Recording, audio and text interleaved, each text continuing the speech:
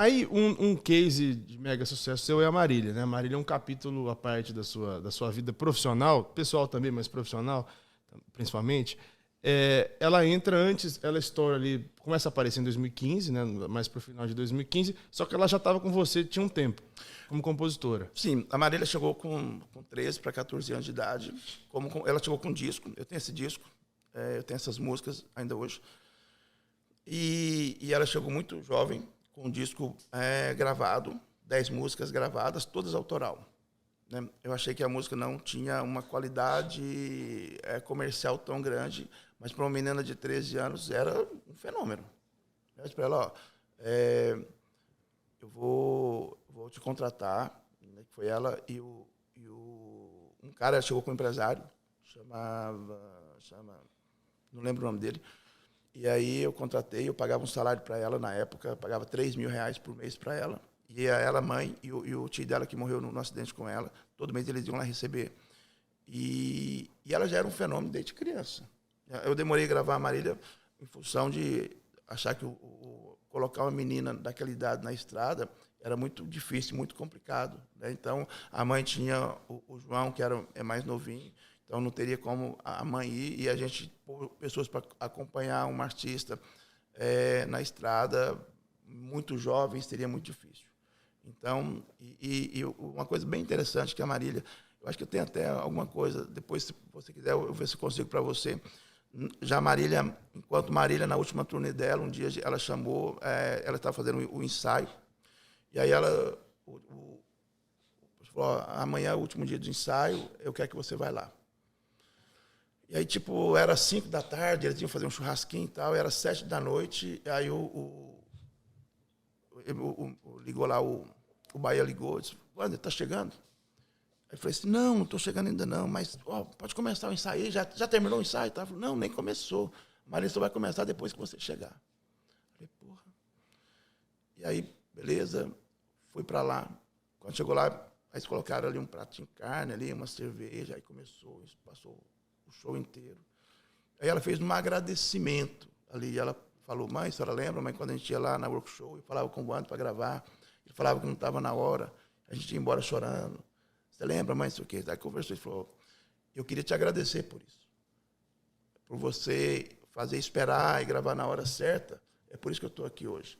Achei bem bacana da parte dela aquele reconhecimento que já era Marília, conhecida pelo Brasil todo, já tinha gravado ali a maioria do projeto Todos os Cantos. E, para mim, ele foi uma homenagem naquele momento, né, de agradecimento. Achei bem bacana.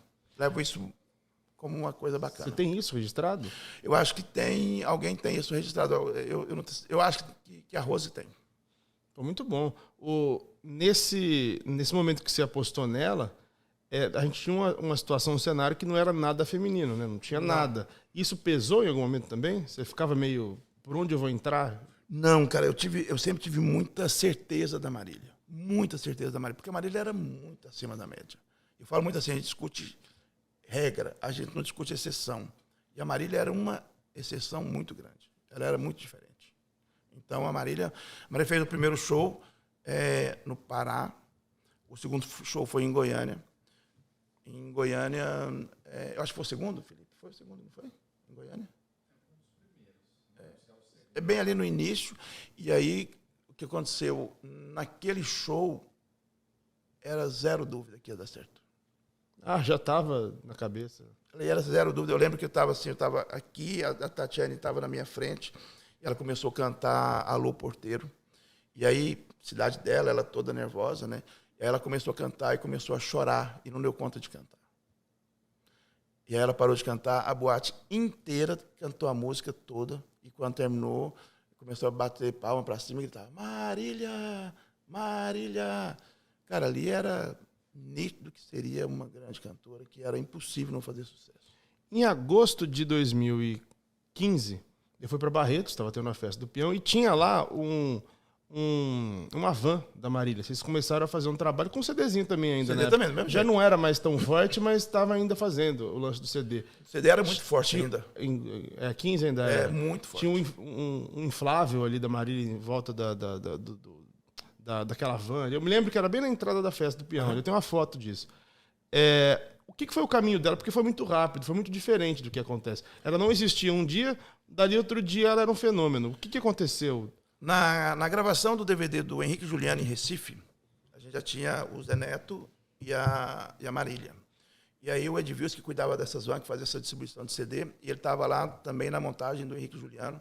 E essas vans foram para o Nordeste para poder distribuir o CD do Henrique e Juliano na região, para poder fortalecer o evento que estava tendo lá, que era a gravação do DVD. E a gente levou também, e o Zé Neto era a prioridade da época, junto com o Pedro Mota, que era o parceiro local. E aí o Edvilson chegou e falou, chefe, nós estamos trabalhando errado.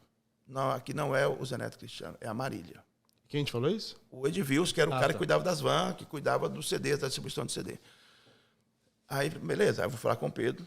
Aí eu falei, Pedro, o Edvilson está dizendo assim que não é, estamos trabalhando errado, não é o Zé Neto, é a Marília. Ele falou, não, aqui no Nordeste quem manda sou eu que sei, é o Zé Neto. O cara continua soltando o disco da Marília. E a Marília atropelou tudo no Norte, no Nordeste, e veio de lá, do Norte e Nordeste, para o Sudeste, Centro-Oeste. Você pôs a Marília na rádio logo de cara? No Nordeste, sim. Ah, tá. No Nordeste foi para a rádio. Foi rádio, foi tudo.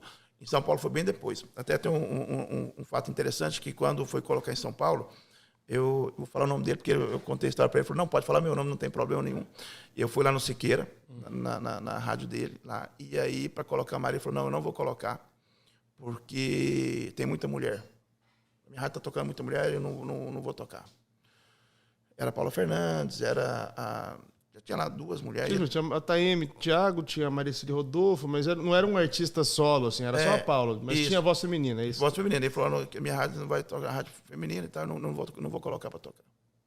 Eu achei ruim, que a gente já tinha uma parceria grande com ele, e eu levantei meio que emburrado. Eu disse para ele assim, você vai perder a oportunidade de tocar a maior artista feminina de todos os tempos. Ele viu que eu não tinha gostado, como ele tinha uma boa parceria, a gente fazia show em casa de São Paulo, onde a gente dividia a portaria, metade era da rádio, a outra metade era do artista. Aí falou assim, não, faz o seguinte, eu tenho um artista que vai sair da programação, eu vou colocar daqui 15 dias. Aí passou 15 dias, ele colocou na segunda-feira, que sempre lançava, vai fazer aquele lançamento. Na terça ele me ligou. Ele disse assim, eu estou te ligando para falar que ontem eu entrei com a música da Marília. Bacana, obrigado. Aí falou, mas estou te ligando para falar que hoje ela está entre as 10 mais pedidas. Nossa, era infiel? Infiel. Então, assim, foi muito rápido a Marília, né? Foi uma coisa bem rápida mesmo. E foi numa geração ainda de rede social, não tinha tanto, assim, não era uma coisa, não tinha, mas o YouTube já era forte. Tinha trabalho de YouTube também? Tinha, o YouTube já era forte. Então, ela aconteceu uns 3 meses? Não, foi mais. Porque, assim, esses shows... O primeiro show foi no Pará, né? Foi. Esqueci o nome da cidade lá. Eu sempre falo o nome da cidade. Eu não lembro o nome da cidade. Tem show até hoje, tem sempre show lá. Esqueci, eu sempre falo o nome do show, o nome da cidade. Aquilo lá estava dando dinheiro já ou não? Era só para colocar? Aquele foi o primeiro show dela. Mas a gente já estava trabalhando com muito disco. A gente fazia muito disco. Tipo assim, ali já tinha soltado, sei lá, 2 milhões de discos da Marília. Entendeu? Então a gente começou a trabalhar... 2 milhões de discos? E trabalhava muito com disco, fazendo disco e distribuindo. Por exemplo, show do Henrique Juliano, a gente distribuía. Show do Jorge Mateus, a gente distribuía. Não só a Marília, mas a Marília, o Zé Neto, os outros artistas. A gente distribuía em todos os eventos. Então, talvez não estava na rádio ainda, mas já tinha um trabalho de base muito bem feito.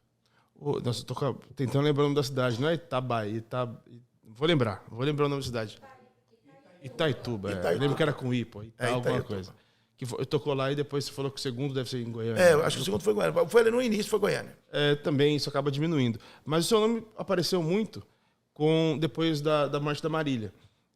Por muita coisa que se falou nos bastidores. No bastidor não, que era de bastidor, mas que acabou indo para a imprensa. Qual é a sua relação hoje com a mãe da Marília e com tudo que ficou da Marília? De espólio, de direitos? Que pé que está a situação? Tranquilo. Está muito tranquilo. Na verdade, existe, às vezes, algumas coisas. Quando você está com um artista, é mais fácil porque você tem um convívio mais diário, mais direto com o artista. Então, você define muita coisa junto com o artista. No caso da dona Ruth, a gente conversa muito ainda. Você tem uma relação com ela? Tem. Você continua trabalhando a Marília? Todo ano. A gente lança na Marília 2 músicas por ano, a gente trabalha rádio, é uma coisa que a gente vai trabalhar muito ainda. A gente tem investimento para a rádio da Marília, tem investimento nas redes sociais da Marília. A gente continua fazendo um trabalho como se a Marília estivesse com a gente. E, por curiosidade, continua o faturamento também. A Marília é um artista que dá muito dinheiro. Continua normal. Aí da Marília não tem show, mas tem a parte do digital. E ela é uma das artistas que mais dá dinheiro no digital. Eu não vou entrar no lance do acidente da Marília, porque já foi muito falado, aquela situação triste e tudo. Mas a curiosidade que eu tenho dessa situação toda, da perda, é o dia seguinte, ou os dias seguintes. Assim. O que foi aquilo aí? Como é que foi voltar ao trabalho? Ela faleceu numa sexta, né? No final do dia, aí teve todo o final de semana com o velório, o enterro, a imprensa cobriu pra caramba, saiu em todo lugar. Aí segunda, o escritório, teoricamente, voltou ao trabalho. Não sei se voltou já na segunda.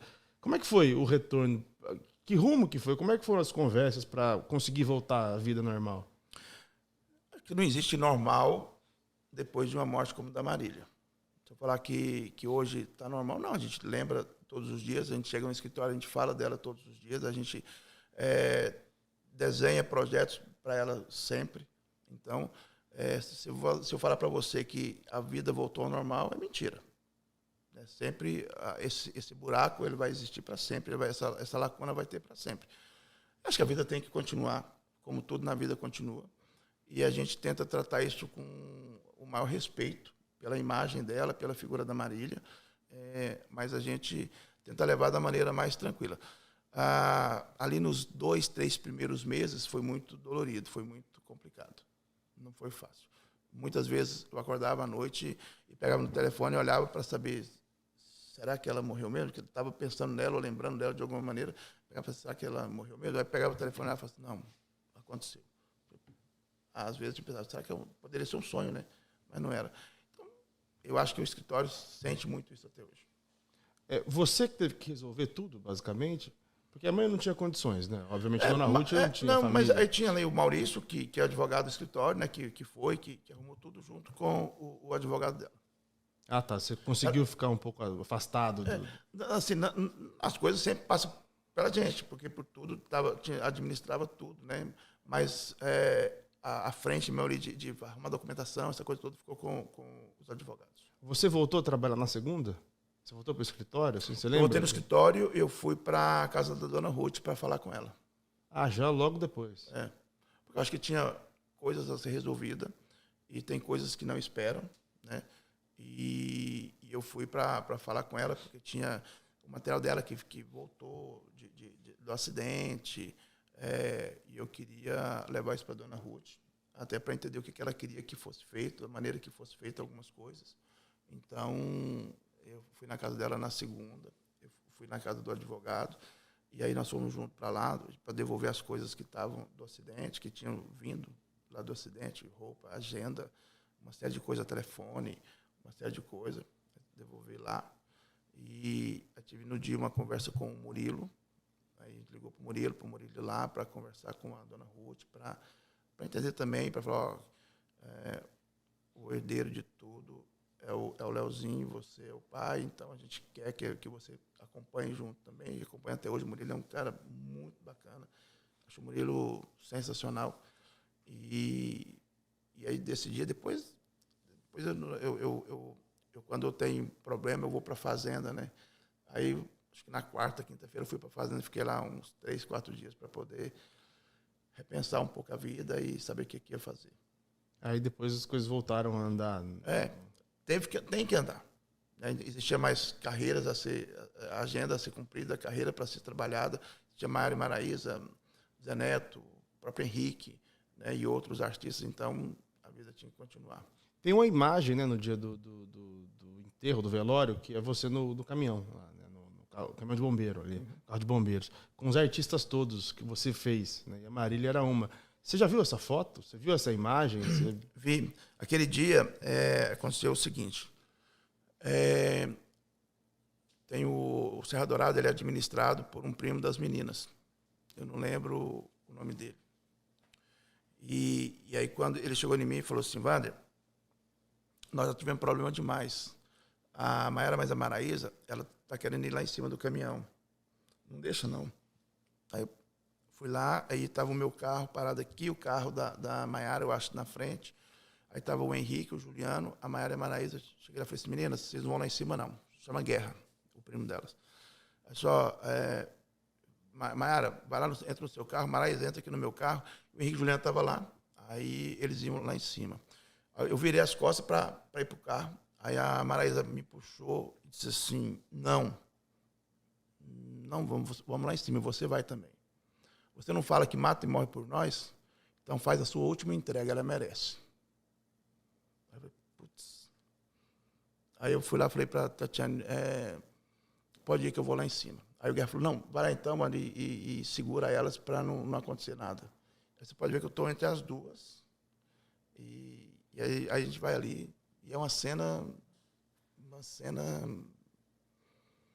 Ali eu vi o tamanho da Marília. Que você passando e gente de um lado e do outro, e você vendo crianças chorando, pessoas idosas chorando, você vendo jovens chorando, você vendo ali, e por onde o caminhão ia passando, todo mundo aplaudindo. Foi bem impactante. A foto é um negócio fora do comum, né? De vocês, acho que eram vocês 5 lá em cima, né? As duas duplas e você. Isso, É impressionante, né? Eu acho que é muito simbólico também da sua importância ali neles, né? É como se fosse o pai de todo mundo ali, cuidando, né?